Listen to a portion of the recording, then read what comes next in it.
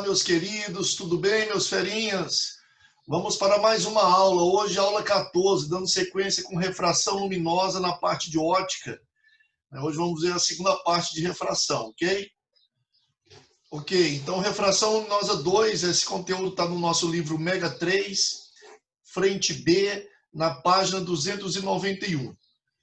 O nosso objetivo hoje é estudar dióptro plano, lâmina de faces paralelas, prisma e efeitos da refração luminosa.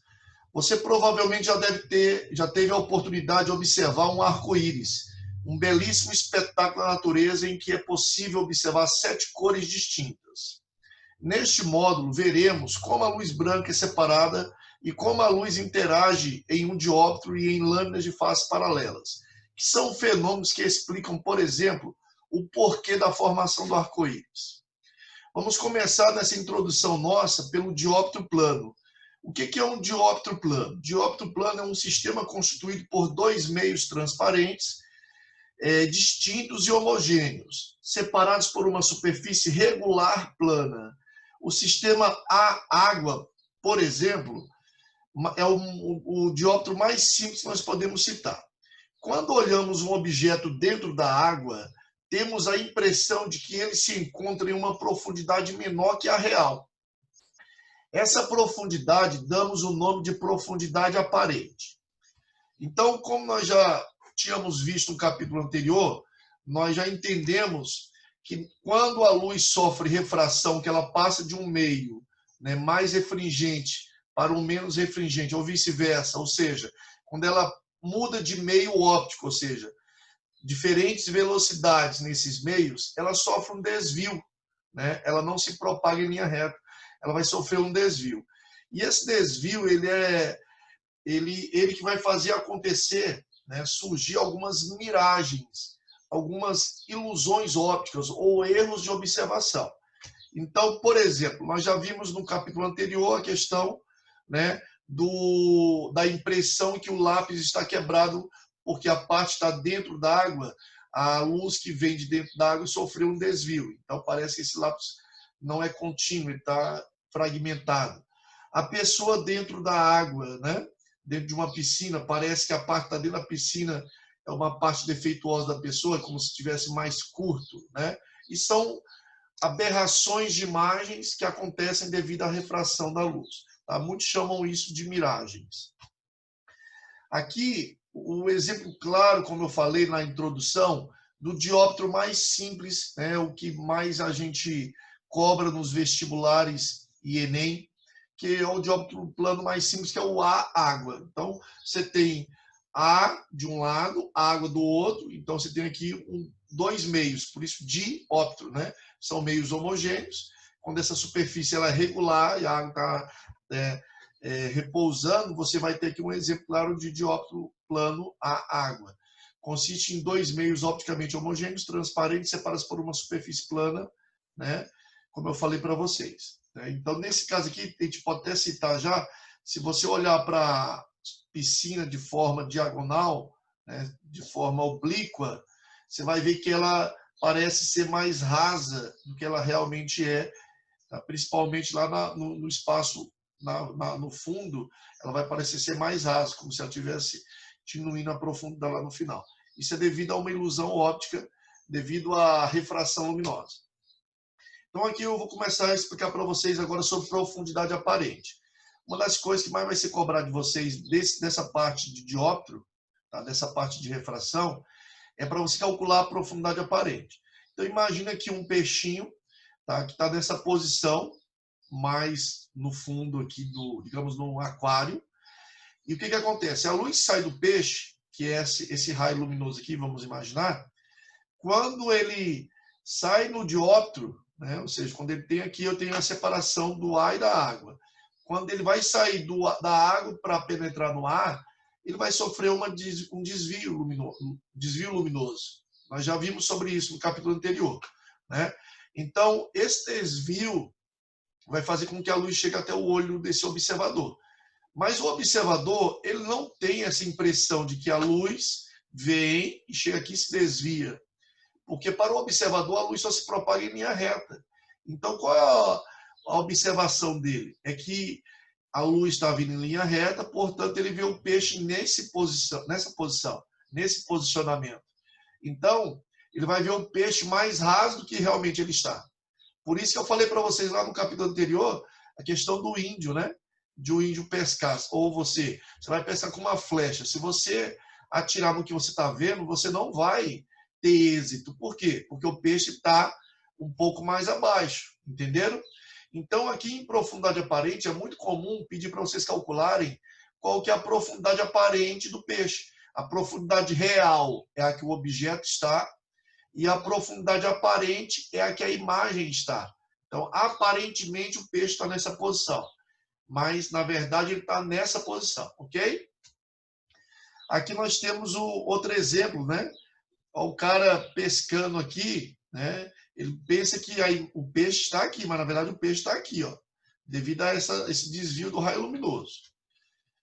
Ó, mais um exemplo, né? Vamos supor aqui, eu tenho um exemplo duplo para vocês. Imaginem essa menina, né, olhando um mergulhador. Então, vamos imaginar essa menina de baixo. Quando a imagem que vai do mergulhador, essa imagem aqui, ó, esse aqui é o objeto real, esse aqui é o mergulhador de fato. Quando essa luz vai, tá, para ela, chega aqui fora, essa luz se desvia, né? Então, se o mergulhador estiver olhando, por exemplo, já vai ser o contrário, já vai ser essa imagem, tá, que vai chegar para o observador. Ou seja, então o observador mergulhando, ele vai ver a menina de cima, a imagem de cima, porque ele vê ela mais distante do que o que realmente ela está. Ela está aqui, claro, ela não está voando, ela está aqui em cima da borda da terra, da piscina, mas ele vê como se ela estivesse lá em cima. Por quê? Porque ele vê como se ela estivesse em linha reta.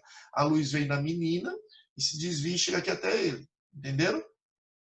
Já, tá, a menina olhando para o mergulhador, ela vai pensar que a imagem do mergulhador é essa. Então, ela está olhando, pensa que a imagem é essa. Na verdade, a imagem do mergulhador, tá, é essa de baixo, chega aqui, se desviou, chegou na menina. Então, a menina, olhando para o observador, pensa que o observador está aqui, e o observador olhando para a menina, que na verdade a menina está aqui, mas o observador olhando pensa que a menina está lá. Ok? Então, isso é o que nós chamamos de profundidade aparente. Mais um exemplo aqui de profundidade aparente. Olha o observador olhando o peixe, né? O objeto está aqui, que nós vamos chamar de P. O P é o objeto, o P' é a imagem. Então, o observador, aqui eu tenho o objeto e aqui eu tenho a imagem. Então, na verdade, o objeto está mais fundo do que a imagem. Então, aqui eu posso chamar a distância essa profundidade, eu vou chamar de profundidade do objeto, e essa profundidade da imagem eu posso chamar de profundidade aparente. Aqui eu vou citar para vocês um cálculo para vocês entenderem, tá? Primeira coisa, a forma que nós utilizamos, que está para calcular a profundidade aparente, a mesma está na apostila de vocês, no material de dados de vocês. A gente utiliza essa equação. Essa equação ela já é oriunda da lei de Snell-Descartes, tá? Da segunda lei da refração. Ela já está aqui simplificada. Então, eu tenho P', que é a profundidade aparente do peixe, ou profundidade da imagem. Eu tenho o P, que é a profundidade do objeto, ou profundidade real do peixe. O N2, tá, é o segundo meio, ou seja, para onde a luz vai emergir, e o índice do meio 1 é o primeiro meio, é da onde a luz está incidindo, ok? Eu também posso utilizar assim, ó, é a mesma equação, para não confundir N2 e N1, que muitas pessoas confundem, eu gosto de, às vezes, trabalhar assim, ó. O N2 é o que nós chamamos de índice do observador, e o N1 é o índice do objeto. Ou seja, onde o objeto está aqui, o peixe, está dentro da água. Então, o índice da água é aqui, e o observador, quem vai olhar o peixe, está no ar. Então, aqui seria o índice do ar. Entenderam?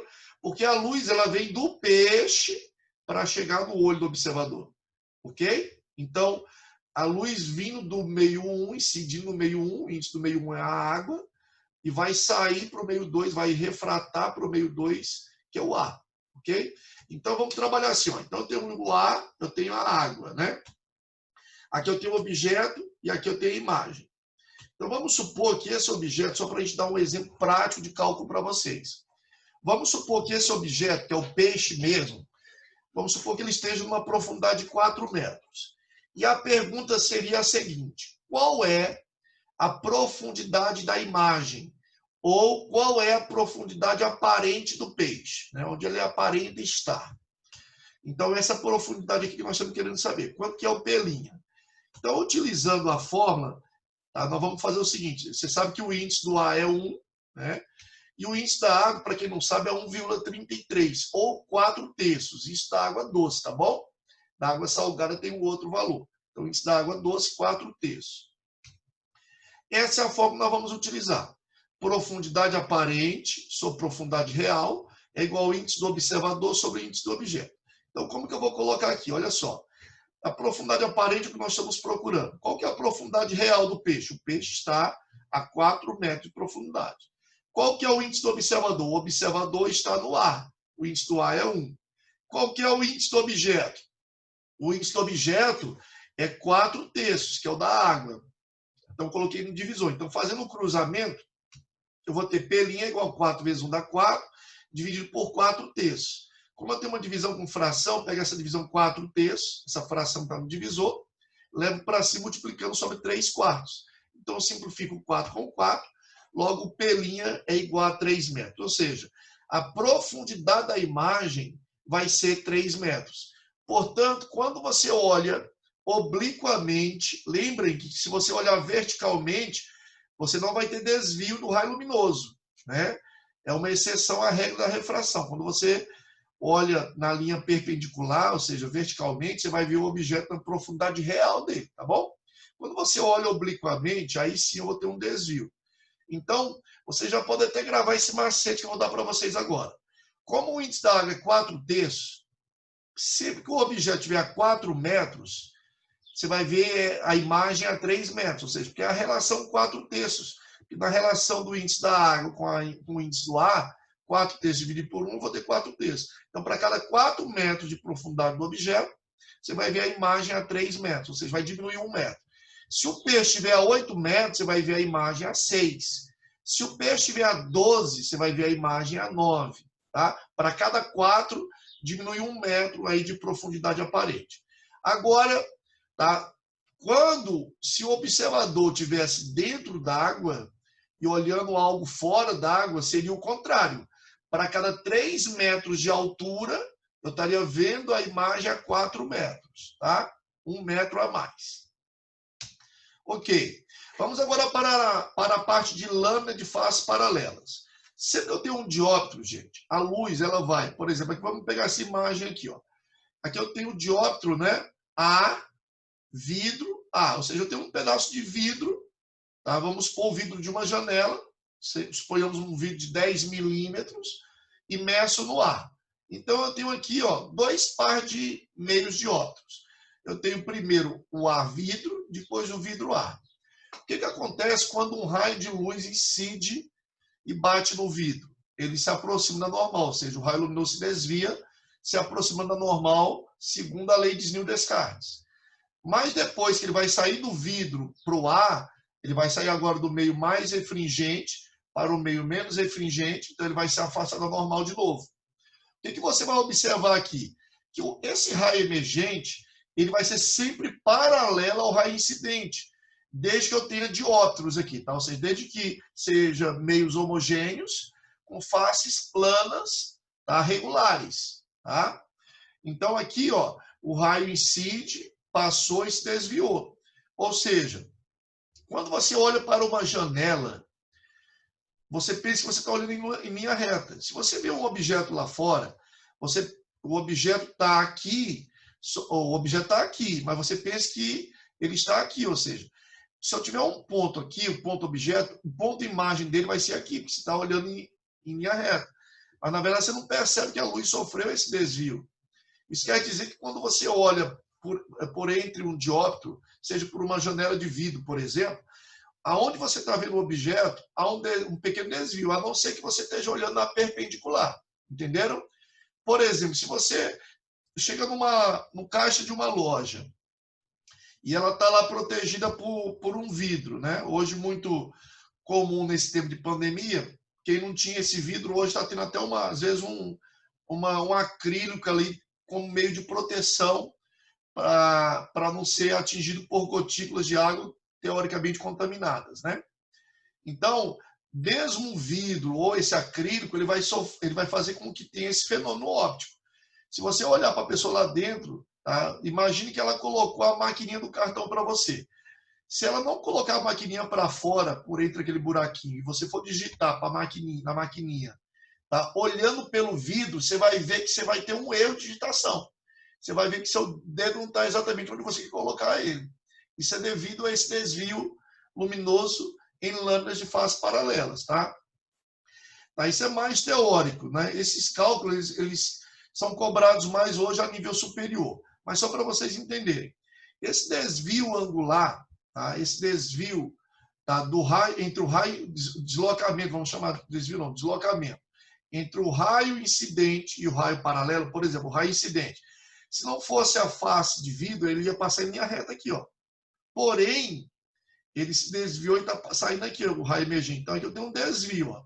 Ele deveria estar aqui, está aqui. Então, você se desvia 1 centímetro, 1 milímetro, 10, 20, depende de todos os meios em questão, qual a espessura, tá, do vidro aqui, né? Então, a fórmula que nós temos para calcular, tá, esse deslocamento lateral do raio é essa fórmula aqui.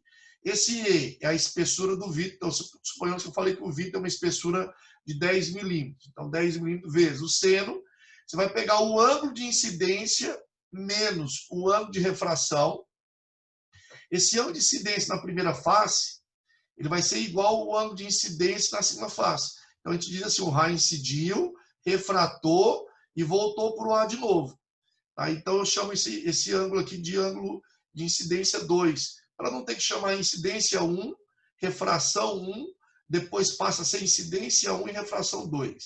Para não confundir, a gente chama ângulo de incidência 1, tá? Raio incidente 1, raio refratado, raio incidente 2. O raio incidente 2 é o mesmo emergente. Esse ângulo é o ângulo de incidência 1, esse ângulo é o ângulo de refração, e esse ângulo, tá, é o ângulo de incidência 2. O ângulo de incidência 2 ele é igual ao ângulo de incidência 1. Assim como esse refração na primeira face, na segunda face são idênticos. Então, você pega o ângulo de incidência, tá, menos o ângulo de refração, pega o seno dele e divide pelo cosseno do ângulo de refração. Com essa equação, você acha de quanto é esse deslocamento lateral do raio luminoso. Nós também temos uma equação aqui um pouco mais complexa, quando você desconhece o ângulo de refração. Aí você pode, utilizando a lei de Snell, já usar essa fórmula direto. Só que essa fórmula já é um pouco mais complicada, então não oriento ela, porque ela vai te dar um trabalho trigonométrico muito grande aqui, de equação. Eu prefiro usar a lei de Snell-Descartes, acho o ângulo de refração, para depois jogar nessa equação aqui, tá bom? Agora vamos para a parte de prismas, né? Assim como na face paralela, veja no prisma, é um pouco mais complexo. Por quê? Na face ela só sofreu um desvio, mas saiu para o raio emergente, sai paralelamente ao raio, ó. O raio emergente sai paralelo ao raio incidente. No prisma, não. No prisma, esse raio incidiu aqui, aí ele refratou dentro do prisma e depois emergiu para cá, ó. Como as faces do prisma elas não são paralelas, então aqui eu não tenho lâminas de face paralelas, eu tenho prisma. Nesse caso, o raio emergente saiu para cá. Então, se eu pegasse o raio incidente, ele estaria indo para lá e o raio emergente para cá. Lá nas lâminas de face paralelas, a gente chama só de deslocamento lateral. Aqui eu vou chamar desvio angular total. Se eu pegar o raio incidente, ó, se não fosse o prisma, ele estaria vindo por esse prolongamento. No entanto, ele se desviou para cá quando ele saiu do prisma. Ó. Então, aqui eu tenho esse ângulo que eu vou chamar, tá, de desvio angular total sofrido pelo raio incidente. Então, aqui você tem toda essa nomenclatura, tá? É o que a gente chama linguagem científica, né? O ângulo de incidência na primeira face, a linha normal, aqui é a incidência, né? Eu tenho aqui o ângulo A, que é o desvio angular parcial no primeiro dióptro, depois o desvio angular parcial no segundo dióptro, Esse desvio angular total é a soma de A mais B, a soma do desvio que o raio de luz sofreu no primeiro dióptro, mais o desvio que ele sofreu no segundo dióptro. Tá? Aqui é o ângulo de refração na primeira face, ângulo de refração na segunda face. Então, toda essa nomenclatura está aqui. Tá? O que importa é, tá, o ângulo de abertura do prisma, como eu falei anteriormente, ó, esse ângulo de abertura do prisma, o A, tá, ele vai ser a soma de R1 mais R2. Então, às vezes, a questão não te dá os ângulos de refração, mas te dá o ângulo de abertura do prisma. E o desvio angular total sofrido pela luz incidente no prisma vai ser dado por essa forma aqui, ó. É só você calcular o ângulo de incidência 1 mais o ângulo de incidência 2 menos a abertura do prisma. Claro que ele pode não te dar todos esses dados de mão beijada. Isso aqui é um conteúdo que ele é mais cobrado a nível superior. Então é provável que se cair uma questão dessa, por uma segunda fase de FUVEST, no ITA, né? É provável que te dê esses ângulos. Senão você vai ter que trabalhar com a lei de Snell-Descartes, ok? Também temos o desvio angular mínimo da luz incidente no prisma. Assim como eu tenho o desvio angular total, eu tenho o desvio angular mínimo. O desvio angular mínimo é dado por essa outra fórmula aqui, ó. O dobro do ângulo de incidência menos o ângulo de abertura do prisma, né? Então você pode também substituir aqui. Como o ângulo de abertura do prisma, eu posso ficar nessa equação. 2 vezes o ângulo de incidência menos o ângulo de refração, tá? E é claro que no prisma, você sabe a questão do arco-íris, que eu já citei para vocês, é um exemplo claro de refração. E o arco-íris, ele é explicado como sendo a dispersão ou decomposição da luz branca, tá? No prisma, por exemplo, você observa o arco-íris. No caso do arco-íris aqui aconteceu na água, né? A dispersão da luz branca na água, ou, claro, não necessariamente vai estar chovendo, mas quando você tem uma umidade relativa grande, vai acontecer o arco-íris também. Então, a decomposição da luz branca ou dispersão da luz branca, tá, ela também acontece no prisma. Então, você pode observar, se você colocar uma luz incidente num prisma, fazer essa luz se dispersar em todas as cores do arco-íris, né? O vermelho, o alaranjado, o amarelo, o verde, o azul, o anil e o violeta, aquele macetezinho VAA, VAV, dá menos... a menos refringente até a mais refringente, a que menos se espalha até a que mais se espalha, você observa a decomposição da luz branca, ok? Também temos os efeitos da refração luminosa. Como eu falei para vocês, essa questão da refração, ela provoca várias ilusões ópticas, várias miragens, vários efeitos ópticos que podem ser descritos. Eu já citei alguns para vocês, tá, como aquele caso do tetracloroetileno, lá na aula 12, né? Aqui eu vou citar mais 2 e poderia citar inúmeros para vocês. Eu já havia citado um pouquinho também na aula 12 a questão de que a posição que você vê a estrela é uma posição aparente. Por quê? A atmosfera ela é formada por diversas camadas, né? Com diferentes densidades. E a luz vai ter velocidades diferentes nessas diferentes densidades. Então, vamos supor, aqui é a posição verdadeira de uma estrela, né? Quando essa luz ela vem se propagando no vácuo, quando ela penetra na atmosfera, ela passa a se propagar no ar, ela tem um pequeno desvio luminoso. Pequeno por quê? Porque a diferença de velocidade é muito pequena entre o ar, principalmente nas camadas mais superiores da atmosfera, que o ar é bem pouco denso. Então a diferença de velocidade é mínima entre o vácuo e o ar, mas temos. Então há um pequeno desvio. Como a estrela está muito distante, né, isso vai causar um distanciamento significativo entre o objeto e a imagem.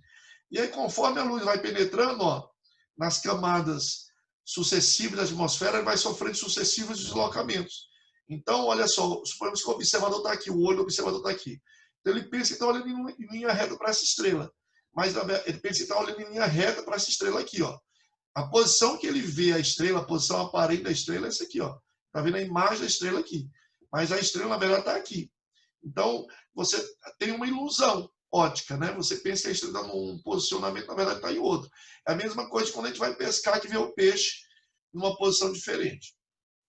O segundo caso que eu vou citar para vocês é a miragem. Vocês já devem ter visto em filmes ou olhando, por exemplo, imagine que você vai numa rodovia viajando, quando o sol está bem a pico, né? Ele está sol bem quente, e você tem um local de uma reta bem extensa. Quando você olha lá na linha do horizonte, quanto mais, né, rasante você estiver olhando, o que vai acontecer? O asfalto, isso acontece na areia também.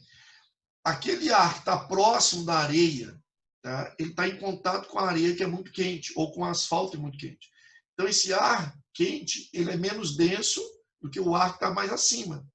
Então, o que acontece? Quando essa luz incide nesse ar, tá? Ela vai passar do ar do meio mais refringente para o meio menos refringente. Nesse caso, a luz sofre, parte da luz sofre, principalmente quando você está olhando de forma rasante, em que o ângulo de incidência é maior do que o ângulo limite, você vai ter aquele fenômeno da fibra ótica, reflexão total. Então, na verdade, você está olhando no asfalto, está vendo refletido o céu, a nuvem. Então, é muito comum você ter a impressão que tem uma formação de água no asfalto, ou no deserto, por exemplo. Você está olhando lá, você está vendo? Está refletindo a luz branca do céu, ou a luz azul. Ó. Quando você olha lá, parece que o céu está aqui. Por quê? Na verdade, você está vendo o céu, como se tivesse um espelho, a luz sofreu reflexão total, e você está vendo o céu. Então, dá a impressão que há uma formação aqui de uma água aqui, ó. Isso acontece tanto no asfalto, como no deserto, né, na areia, como em qualquer outro meio quente. Então, nós chamamos isso também de miragem, tá ok? Então, nós finalizamos esse capítulo, e eu vou pedir para que vocês façam a leitura sempre, tá? Do Para Saber Mais. Esse Para Saber Mais desse capítulo, de onde vêm as cores do arco-íris. É bem interessante vocês entenderem, tá bom? Façam essa leitura, e aí nós encerramos esse capítulo, e na próxima aula de amanhã, eu vou para a parte de atividades para não estender muito a nossa videoaula, ok? Um grande abraço a todos, fiquem com Deus.